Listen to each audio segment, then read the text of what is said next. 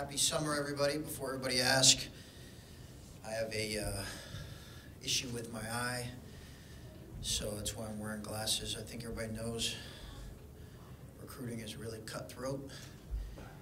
And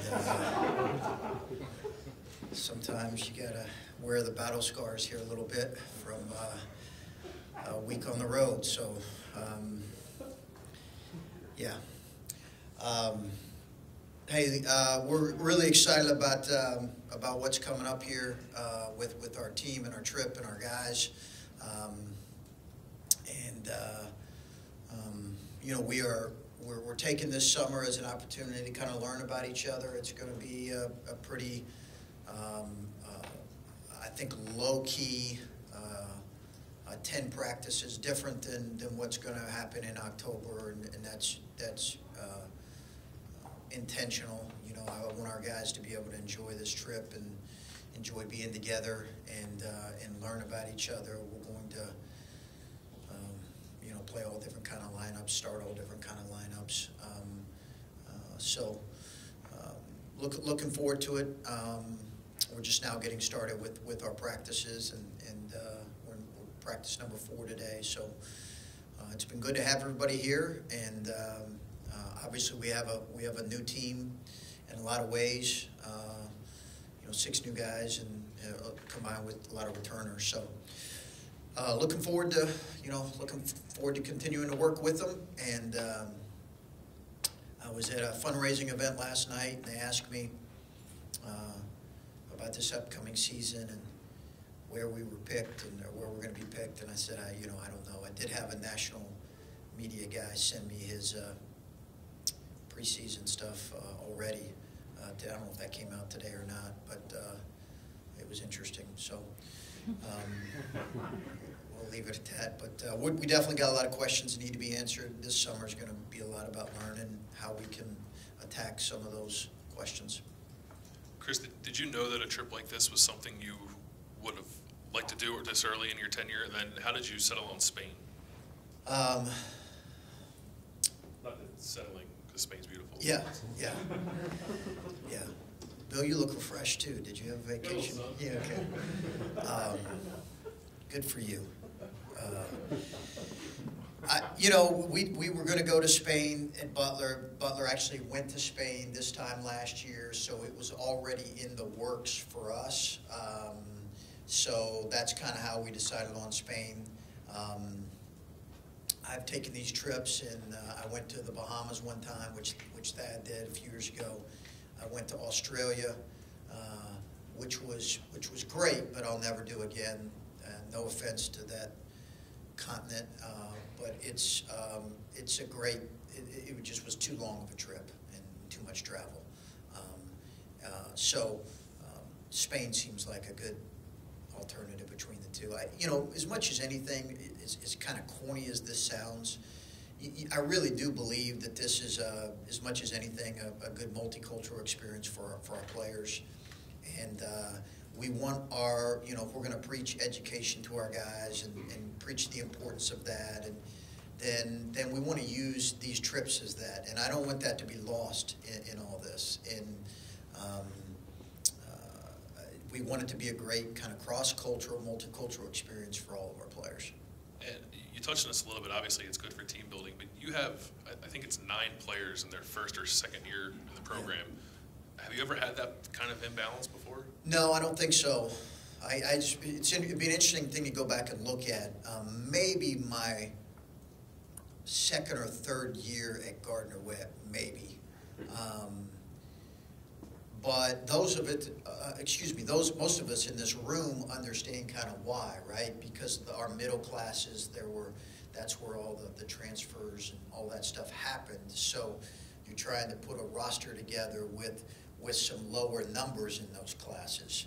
I don't know how much maybe our fans kind of know that, but that's probably part of the reason that the number is as high as it is. I would say. You brought up the eye, so Yeah. what's going on? I have I somehow contracted some type of an eye infection over the weekend, and I don't know why, because I was pretty much just, working at home, working here for a few hours, and then headed home and relaxing for the rest of the night. It wasn't a busy week at all. But it must have been in a hotel. I don't know, because I was doing a little bit of flying and a little bit of hotel staying in, so I must have got it somehow there. Those bed bugs are tough. I hope it wasn't bed bugs. If it was bed bugs, the guy who sets up my travel hotel arrangements is going to be looking for a new job. Do you speak Spanish? A little bit, very little. I studied 4 years of Spanish, a little bit, but it's been dormant for about 20 years, so we'll see if I can pull it out here. Last thing, you talked about all the new faces, and how do you handle the whole maybe perception, fair or not, 2 steps forward, 1 back? I mean, yeah. It's a little unusual, the Yes. kind of year you had. Now there might Yeah. be, I don't want to say regression, but that's Yes. the challenge. Yeah, I think it's a fair point, and I think we want to go into it with optimism, and we certainly don't want to put any limitations on what we can be, and yet at the same time, we also recognize that we do have some challenges we have to face. If for some reason Keita had not as a different year, and he says, hey, I'm coming back for my senior year, my redshirt senior year, that obviously changes the game a little bit for us. But we knew since probably January that wasn't going to be the case. So I think perception-wise, I think we'll just try to be real and try to hopefully reach the potential for this group. And it's so, we're so anxious to see what that's going to look like because we don't know what that's going to look like. We are going to be dependent on probably on more, as Bill mentioned, more new faces than I have in a while. But also our returning guys are going to play really important increased roles for us. So how those guys take a step forward and the impact that some of our young guys can give us will, and then, we had tremendous chemistry last year and leadership, and I've mentioned that a number of times, that's what is going to be that element of our team this coming year, our chemistry and our leadership. Chris, I'm not going to ask you about your politics. I wouldn't do that to you, but how was meeting the governor this morning? It was great. It was great. And it was, I've been an admirer, and that's not the, I keep, for the most part, my political persuasion to myself in my house. And my wife hears quite a bit about it, but that's about it. But he's always been, in my mind, a pretty plain-spoken, honest guy, and I can't say that I know his politics backwards and forwards, but I kind of, during his presidential runs in the past, I've just admired his how plain-spoken he is and how real he comes across. You're just saying that because he said he confused you with your athletes, but yeah, that's right. Yeah. Let me ask you this: you said this morning that you studied Jesse Owens. Yeah. And I'm wondering why. I mean, was that a school project, and it made me kind of wonder how much time you spend with your guys teaching them Ohio State history. Because I would think that you have so much to do just teaching them help side defense. Do you have time to teach them stuff like, here's who Jesse Owens was, here's who Havlicek was, here's who, Yeah. Well, I think it's our kind of responsibility as a head coach to, again, the kind of, we want our guys to be learners throughout their entire life. And we also want them to appreciate the place that they're at and the history that is here. But we also, I don't want to teach them just about our history. I think it's important to teach them in general and to kind of hopefully foster thought in their minds. For me, it's an interesting question because I don't, Martin Luther King Jr. and Jesse Owens were 2 guys that I kind of studied, and I think my dad had a certain admiration for both, along with a few other guys that I just, You know, I think because I had heard him talk about them, I kind of studied them, and I had completely forgot until I got here the connection between Ohio State and Jesse Owens, and my wife actually reminded me pretty early. So his life is a remarkable story, a really interesting one, and I think I haven't yet had a chance to talk to our players about it, but I'm looking forward to it. You mentioned leadership. When you lose what you did and you bring in a guy like Keyshawn, how does he fit, and how much reign does he have to maybe lead this team, having not been here, but having the experience that he does? Well, he's got great experience. I think his leadership will depend upon, I don't think that's something that he should jump into, and I don't think necessarily that's even something that's going to be given to him right now. He's going to kind of have to earn his way a little bit, and he will. And I think that in our guys' mind, you know, that's one of the things Andrew Dockich did really well last year, being from the outside, is he did not come in, he came in as kind of a great listener, which might surprise many of us. But he came in as a great listener right away, and I think that meant something to our team. And he knew that Jay Sean and Keita and those guys were guys that were going to carry that mantle a little bit. And then by the end of the year, he had a prominent voice in our locker room. And I think it spoke a lot about his ability to kind of sense that. Keyshawn, there's probably a greater void there in terms of leadership. But I think Keyshawn recognizes that, you know,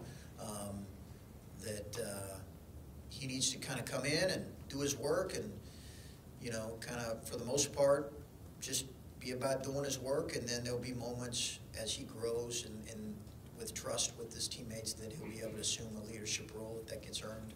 In what ways can Andrew Dockich now help you from a coaching standpoint, and even maybe help bring a guy like Keyshawn along in that leadership role? Yeah, I think kind of they're both similar age, so I think shared experiences. Andrew can help him kind of talk about his path. And Keyshawn's a good player, and I think going to really help us in a lot of ways. But I think it's going to be good for him to hear from Andrew. Hey, this is kind of what I think will be important in your role. You're only going to be here 9 months to a year, and Keyshawn's a good enough kid that he's going to listen, pay attention to that. So, going back to the Spain trip, setting your youth aside, how much of an advantage can this be for any team starting as early as you guys are, and getting kind of running earlier than maybe you normally would? It's interesting, and I've talked to coaches. I even talked to the coaches on the road last week and asked about, is there an advantage? Do you see that translate to, the season? And to a man, almost every coach said not necessarily. But I think what you do gain is what you said, is this, when you have a group that is relatively new, it's better. Like we have it, it's better because they really do spend concentrated time together, and we get to learn more about them, and we'll be put in some difficult game situations there because the competition has typically been pretty good. So that'll be good.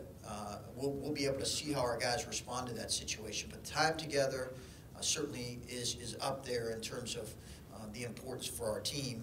And how that ultimately translates to kind of December and January, who knows? But I'd rather be doing it than not doing it.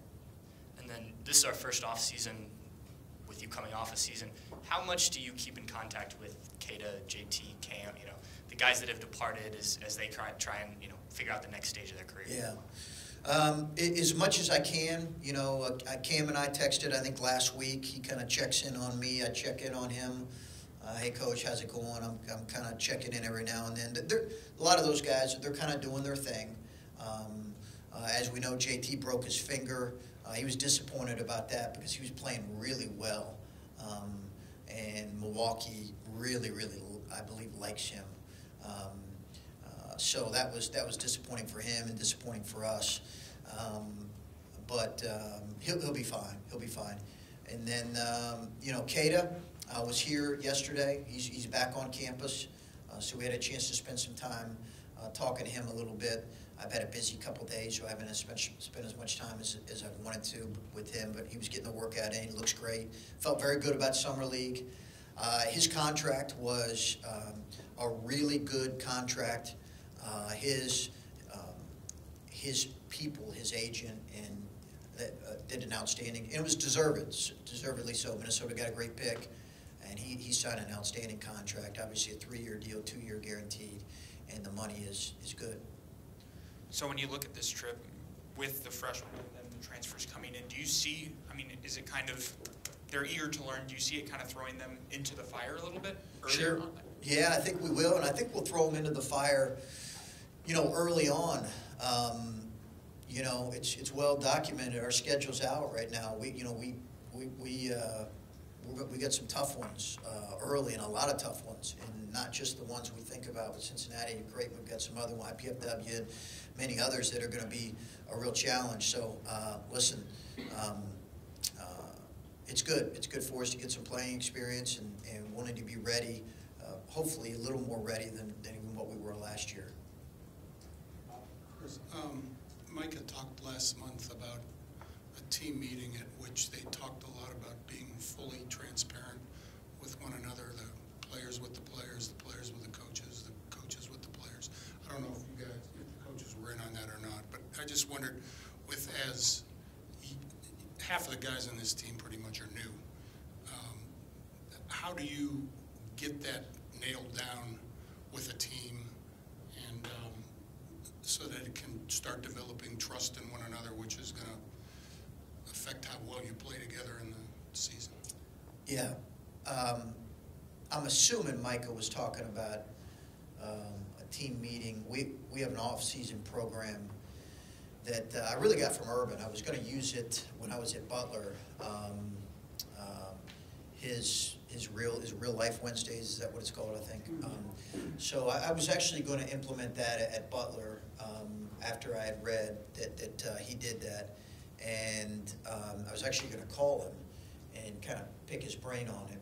And I didn't have a chance quite to get to it. So we've developed kind of our own off-season program. And it's along the same lines, maybe a little bit different. We're calling it Beyond Hoops.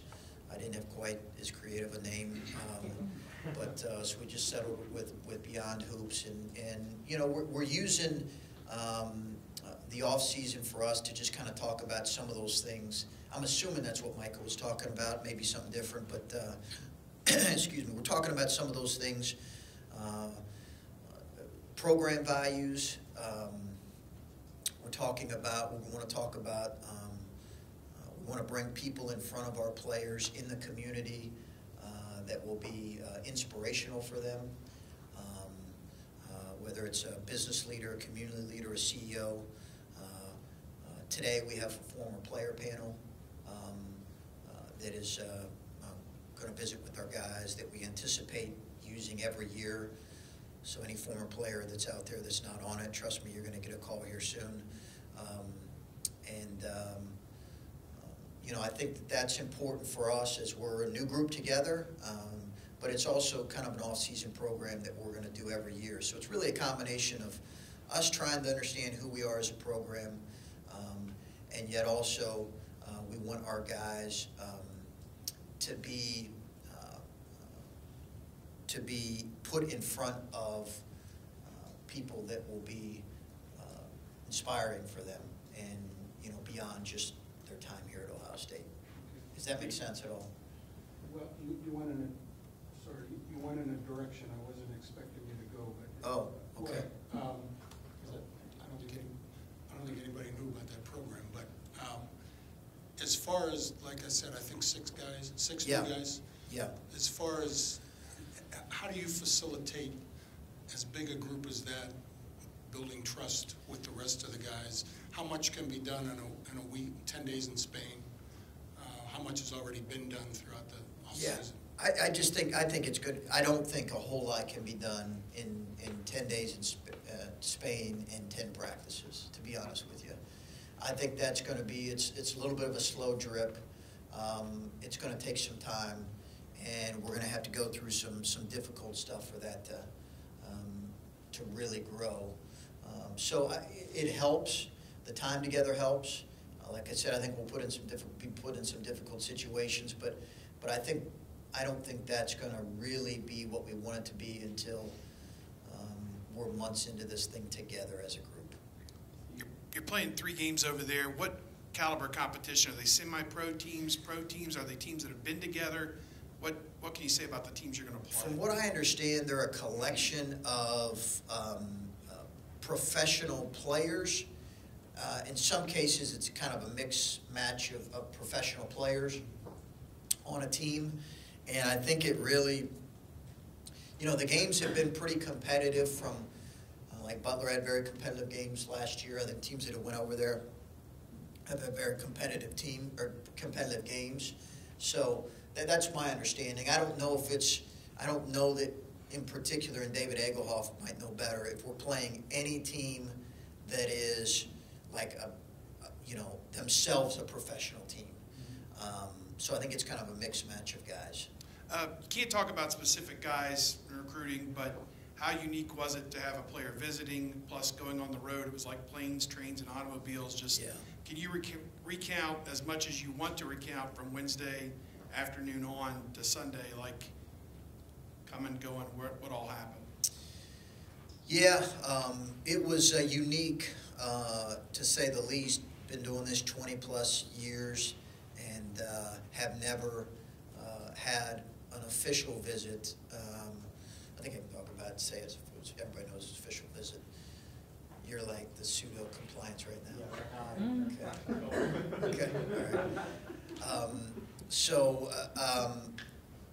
I think that it was very unique, and it's funny the number of people who I was on the road with and who said to me, "Man, I didn't even know you could do that." And I give our compliance a lot of credit. Carly was really the one who suggested this time period of doing it, and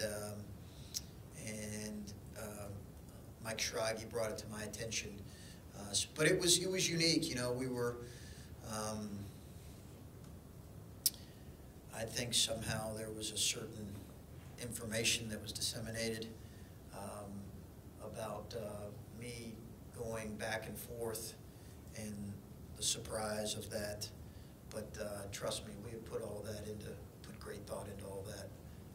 It wasn't just, we didn't just kind of all of a sudden get up on Thursday morning and say, yeah, I think I'll go to Peach. Anyway, leave it at that. Yeah. Not to belabor the point, Chris, but with the eye, and then the last time we talked to you, you had the patch on the back of your head. Is this a standard summer for you? Push it a little bit more than normal? Yeah. 5 years from now, I don't know what I'm going to look like in 5 years. Yeah, no, it's been a rough 18 months for my overall health, but so far so good. I'm making it, but yeah, hopefully this thing will go away pretty quickly. Okay. When you look back at this stretch, then, I mean, a lot of people thought the program on the court last year was back on track, but maybe this doesn't make sense. This summer and the recruiting work you've done for the next couple of years, does this maybe mean more for the future than even what you did on the court last year? If that makes sense. Well, I think it does. I think they go hand in hand, for sure, but I just think for us, we have got to continue to be really diligent in recruiting, and our staff is that way. We have some dogs when it comes to recruiting. They really are aggressive and do a tremendous job. Now, that doesn't always translate into recruiting success, but I believe if you do it enough, and if you get there close enough with certain kids, and you'll get your fair share. And we just have to continue to do that. And